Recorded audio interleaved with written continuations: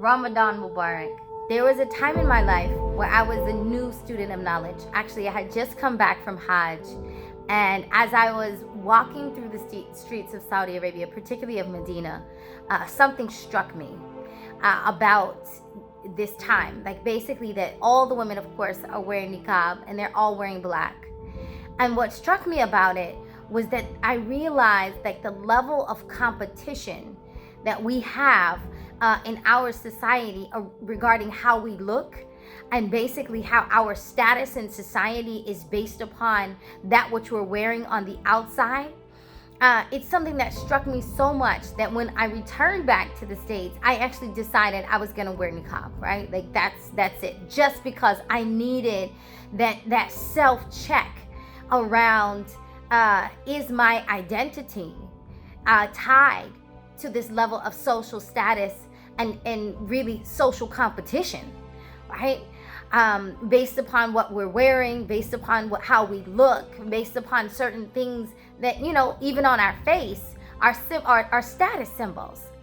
So that's one aspect. The other thing is then I became a student of knowledge. I was in that process then. But then I spent 7 years actually wearing niqab, living in Yemen, and the external reality of doing it in the West, which also then becomes like this defiance even, right? Like to wear niqab, there's like this, you know, there's this defiance against Western civilization and its views of women and who you think I should be.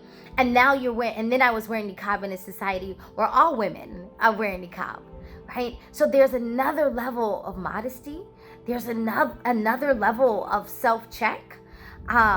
There's another level of really looking.